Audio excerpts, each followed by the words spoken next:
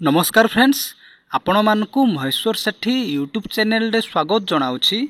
देखंतु आज आमे एई वीडियो माध्यम रे ओटीटी परीक्षा विषय रे आलोचना करिबा।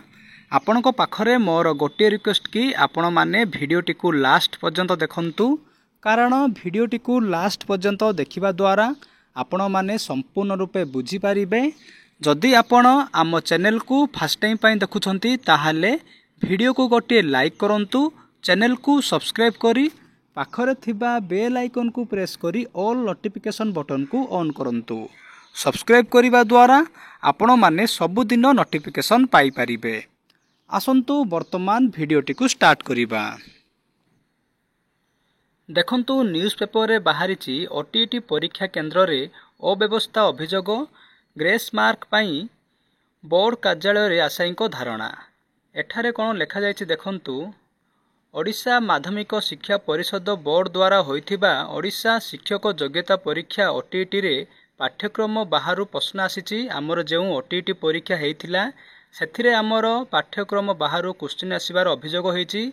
एथि सो परीक्षा केंद्र रे व्यापक अव्यवस्था सो शारीरिक भिन्नक्षम परीक्षार्थींको कौनसी सुविधा दिया जाई नथिबार अभियोग होइछि। आमर जेउ भिन्नक्षम परीक्षार्थी थिले सेमानक पई कौनसी सुविधा मध्य होई नाही।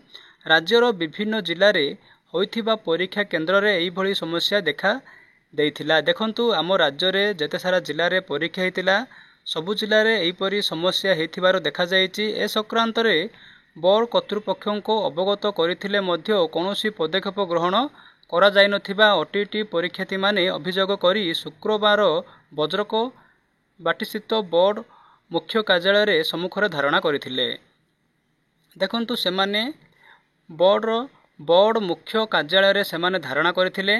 परीक्षा चालुथिबा समय रे प्रबल वर्षा जगु प्राय 1 घंटारू अधिक समय धरी विद्युत काट होइथिला। राज्यर एकाधिक परीक्षा केंद्र रे एई भली समस्या सृष्टि होइथिला। देखंतु जेतेबेले हमर ओटीटी एग्जाम चलीथिला से समय रे 1 घंटारू अधिक समय विद्युत कट होइथिला बोली कहा जायछि। परीक्षार्थी माने अंधार जगु अधिक समय देबाको कहिथिले मध्य समय दिया जाय नथिला बोली अभियोग करिसंती। देखंतु जेतेबेले हमर करेंट जायथिला विद्युत जायथिला परीक्षार्थी माने अंधार जगु सेमानको अधिक टाइम मागिथिले किंतु सेमाने कोनोसी समय देई नथिले। तेणु ए दिगरे पदक्षेप ग्रहण करी ग्रेस मार्क प्रदान पई दाबी करिसंती। देखंतु सेमाने ओटीटी परीक्षार्थी माने ग्रेस मार्क पई दाबी करछंती।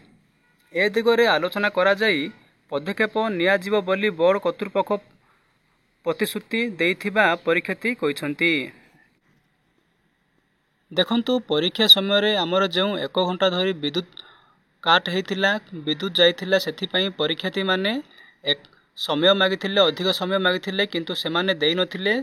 तबे ए दिगरे आलोचना करा जाई पदक्षेप निया जीव बोली बोर्ड कर्तृपक्ष प्रतिश्रुति मध्ये देइथिले। बोर्ड पक्षरु गत अगस्त 17 तारिख रे होइथिला राज्य रे 430 टी केंद्र रे 1,41,278 जन प्रार्थी परीक्षा हेतिला। देखंतु हमर आपण माने सब जानिछंती अगस्त 17 रे ओटीटी परीक्षा हेतिला। प्राय राज्यर 430 टी केंद्र रे 1,41,278 जन परीक्षार्थी देइथिले। पूर्वाह्न 9 टारू 11:30 मिनिट पर्यंत पेपर 1 हेतिला। सेमिति अपराह्न 2 टारू हमर 4:30 पर्यंत द्वितीय पेपर हेतिला। द्वितीय पर्याय परीक्षार्थी अनियमितता होइथिबा राज्यर विभिन्न जिल्लारू परीक्षार्थी माने अभियोग करिसंती। सेमाने अभियोग मुताबक बोर्ड परीक्षा निमंते फॉर्म पूरण समय रे देय नेबा सत्ते विभिन्न परीक्षा केंद्र रे उपयुक्त व्यवस्था करा जाय नथिला। जेउ स्थान रे परीक्षा केंद्र करा जायथिला सेठारे सुविधा मध्य नथिला। देखंतु हमर जेउठी ओटीटी परीक्षा हेतिला सेठारे कोनोसी सुविधा नथिला बोली कहा जायछि। विशेष करी जाजपुर, कटक, भद्रक, बालेश्वर, पुरी आदि विभिन्न जिले में परीक्षा समय रे विद्युत कटा जायथिबा कहा जायथिला। अंधार जगु ओएमआर उत्तर खाता रे परीक्षार्थी माने उत्तर लिखिबारे असुविधा सम्मुखीन होइथिले। तेणु अधिक समय देबाको परीक्षार्थी केंद्र अध्यक्षों को जणाइथिले। देखंतु जेतेबेले हमर विद्युत जायथिला से समय रे अंधार हेतिबा जगु हमर परीक्षार्थी माने ओएमआर रे से माने आंसर लिखि पारि नथिले तो सेमाने अधिक समय मागिथिले तो सेमानकु ଦେଇନଥିଲେ। ମାତ୍ର ସେମାନଙ୍କୁ ଅଧିକ ସମୟ ଦିଆଯାଇ ନଥିଲା। ତେଣୁ ଯେତେ ସମୟ ବିଦ୍ୟୁତ୍ କାଟ ହୋଇଛି ଏବଂ ଯେଉଁ ପରୀକ୍ଷା କେନ୍ଦ୍ରରେ ପରୀକ୍ଷାର୍ଥୀମାନେ ଏଭଳି ସମସ୍ୟା ସମ୍ମୁଖୀନ ହୋଇଛନ୍ତି ସେମାନଙ୍କୁ ଗ୍ରେସ୍ ମାର୍କ ଦେବାକୁ ଦାବି କରିଛନ୍ତି। ଦେଖନ୍ତୁ ଆମର ବିଦ୍ୟୁତ୍ କାଟ ଯୋଗୁଁ ପିଲାମାନେ ଠିକ୍ ସେ ପରୀକ୍ଷା ଦେଇପାରିନାହାନ୍ତି। ତ ସେମାନଙ୍କର ଅଭିଯୋଗ ହେଉଛି ଯେ ସେମାନେ ଦାବି କରିଛନ୍ତି ଯେ ସେମାନଙ୍କୁ ଗ୍ରେସ୍ ମାର୍କ ମିଳୁ। ଦେଖନ୍ତୁ ଆମର ଆଶାୟୀମାନେ ମୁଖ୍ୟମନ୍ତ୍ରୀ ସହ ଆଲୋଚନା ମଧ୍ୟ କରିଛନ୍ତି।